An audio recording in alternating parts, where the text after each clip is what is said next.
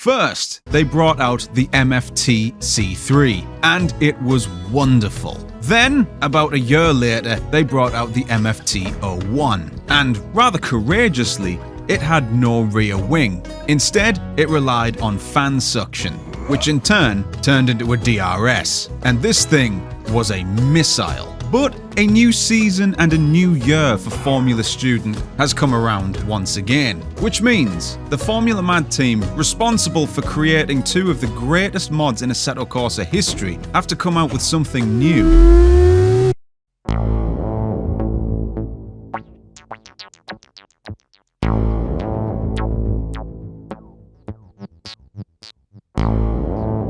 This is the Formula Mad MFT 02. This latest edition of the Formula Mad has really gone back to its roots, but at the same time added a blend of both past and present. The big rear wing has returned, but at the same time, this is still a fan car. And according to the Formula Mad team, this Assetto Corsa mod has got more packed into it than previous generations, and I mean a lot. The previous generations were very well made to drive and incredibly detailed cars, but this one, the detail is far more noticeable. Now, it does have a striking resemblance to the original iteration of the Formula Mad. If the gigantic rear wing and the front splitter don't scream mad to you, then you're definitely not looking at the right car. But despite it having plenty of similarities from previous generations, this car is vastly different. Now, one of the key differences when it comes to this Formula Mad in comparison to all of the other models, the older models, they were absolute tarmac magnets. But with this one, rather surprisingly, one of the things I've noticed is a quantifiable amount of understeer. Now, because this car has got so much detail packed into it, there is actually a certain style that you need to use when you drive this car. Now, if you are familiar with the way Fernando Alonso used to drive his Formula 1 car back in the early 2000s, he used to deliberately provoke his car to cause understeer, and that would heat up the front tyres and make them grip better. And you kind of have to do the same thing here. You just break the front end and then the front end grips when you bring it back. It is very, very tricky to get used to, but it works. Now, you may be surprised to find out that in most cases, this car is actually slower than both iterations previously. Compared to the original, it is 1 second slower. Now, for the reason it being a little bit slower on paper is really down to how you set the car up. The setup of the car is a lot more involved than previous iterations. For example, in a straight line, this car is woeful compared to the other cars. However, this car now comes with the option to change the rear wing. Now, this makes it a lot faster, but there is a price to pay for all that speed. The opposite of understeer is, well, this. Whoa! Held it. Whoa. You turn the wing off, this car is on an absolute knife edge. It is way more agile, but my goodness, you are going to have a hard time when this thing lets go. I really like the fact that Formula Mad has given us a lot more freedom when it comes to setting these cars up. With previous generations, they felt very limited when it came to the setup. I mean, yes, you could change things like the tyre pressures, and you could also change the front and rear anti-roll bars, but even still, it was just lacking something, and the cars all felt very similar.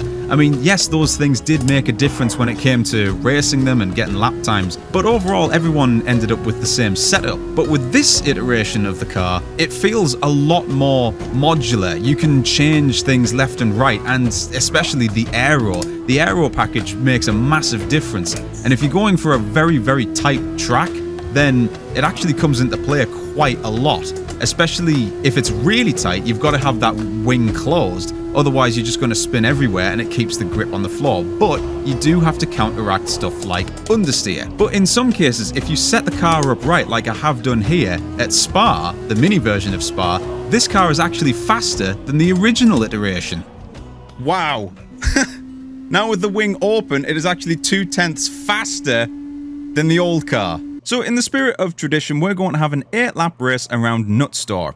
Now, as we know, having the wing open is technically faster, but I'm going to keep it closed because we're going to be racing against AI, so we're going to have a bit more of a fun battle. So here we go. For an 8-lap race around Knutstorp. Weirdly enough, this is a racetrack I keep coming to over and over again. I actually really like this one. It's based in Sweden. It's not a very well-known track, but it's not appropriate for like most things like, you know, Formula 1. It's just too small. But it's a load of fun, especially if you've got something that's small and grippy. It's like an oversized go-karting track almost. And I've got this guy on me inside. Oh, he's just turned in on me there. That's great. I love that. I love that. You may notice that a lot of the names as well are names that you might recognize, like Chris Hay and Jimmy Broadbent. It's because, in the spirit of, you know, keeping this for the sim racing community, a lot of the liveries that come with the car are based on, you know, other sim racing content creators like Chris Hay, Jimmy Broadbent, Mike Smith from Mike Sim Racing 604. Good lad, very cool guy. And also this car that I'm driving, this is mine. So if you download this car, you get a Coyote Racing livery. Oh my goodness. Mike just got wiped out there. So now we don't have a slipstream, and the guys ahead do. And I've noticed that some of the cars have their wings open. Oh, they're gaining on me fast from behind. Right, okay, let's brake that, get some understeer, and then it'll grip up. Just have to lift off the throttle ever so slightly, just to make sure that it does grip up, because it is a bit of a gamble if you go into a corner with the throttle fully on, because sometimes the car will just go straight. Not if you've got the wing open, of course, but I've got the guy on my outside. Oh, and there goes Jimmy. Absolutely smoked. I'm expecting him to crash into me like he has done many a time. I do love this racetrack a lot. It is so much good fun. There's plenty of elevation change, but like having an actual racer with like big cars like GT3 cars, it's just pretty much an impossibility. Despite the fact that I have taken DTM cars around here, and that was a load of fun. An absolute blast to do. Oh, and Kanan's gone very wide. I'm 8 seconds away from the leader, so we've got another 4 laps, so I'm going to need to get a wiggle on. Now, you may have also noticed, looking at the back of the car, that this is also a fan car. So not only have you got the massive wang on the back and all the, you know, aero stuff, but it's also got a fan. So the grip is just second to none, really. It corners like an absolute housefly, but way less annoying. Right, we've got to make some ground up on the guys up ahead, because they're just walking away right now, because we started from the back just to make things a little bit more interesting, and I am driving on a complete stock setup. But yeah, if you want this car, there is a link in the description. It's amazing, though, how the quality of the Formula Mad team just never ceases to amaze me. Because all 3 cars that they've made are in my top 10 favourite car mods for Assetto Corsa. There's no doubt in my mind. Just get a bit of understeer through there. Right, we've gained a second on the leader. But I have a feeling I think it's a second a lap. So I need to be losing like 2 seconds a lap almost in order to catch up with them. I've just noticed the name James West right there. That'll be Gamer Muscle. What's he doing? He's not supposed to be driving this quick. He should be driving a mobility scooter right now. And I think Gamer Muscle is the last of the sim racing YouTubers that doesn't have a driver's license, because I passed my driver's license about a month and a half ago. Right, okay, here we go. Gonna go down the inside.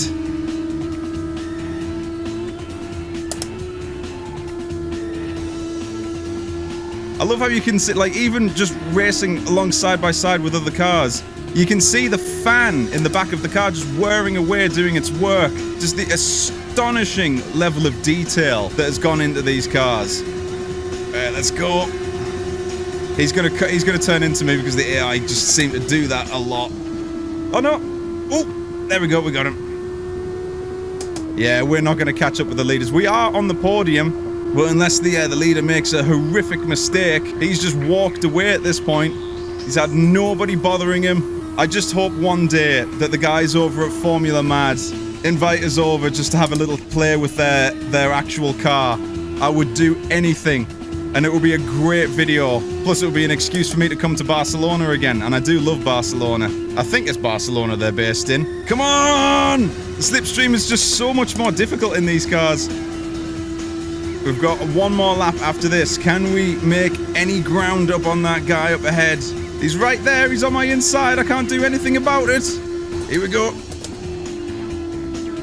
He cuts in deep, almost like he's trying to send it, but it's gone badly wrong for him. Which, by the way, the new AI on Assetto Corsa, they are absolutely deadly. They will absolutely send it from last week. to make sure they get into a gap, and they will crash into you. They will pull a center on you. They do not hang about. They don't give two hoots if they crash into you. 3.5 seconds. No way I can catch him. If I had the wing open, I'd be all over him already. With the wing closed, I'm doing like 1-minute 4s. With the wing open, I can do 101, so it's like 3 seconds faster around this racetrack. Oh, come on. Bad understeer moment. We are reeling him in, but we don't have enough time. This is the final lap. How much fuel did I actually do? Because I took standard fuel as well. I'm actually sweating a bit as well. There he is. There he is. Oh, only 2.5 seconds up the road, but we come home from last on the grid to finish P2. That was a load of fun. So guys, that was an 8-lap race around Nutstop in the Formula Mad, the 3rd edition. What a car it is. I highly recommend you go and download it. There is a link in the description to get this car. It is amazing fun, and we are going to be doing some community races with this car because I think this car is actually a lot more accessible than the previous iterations. Like, the first edition of the car, for a lot of people, was very difficult to drive. It suited my driving style perfectly. I absolutely loved it. It was the one car that I felt like I was a rocket in. The second iteration was easier to drive, but it had that DRS function, so it released the fans, and then it made the car super sketchy, so it wasn't as easily accessible. You had to think about your inputs. This car is a lot more accessible and a lot easier to drive, depending on how you've got your setup. The level of detail that has gone into this car is just second to none. So get down into the description, download the car, slap my livery on your car, and go for a drive. It is exceptional. But in the meantime, thank you so much for watching and coming back, and I shall see you guys in the next video.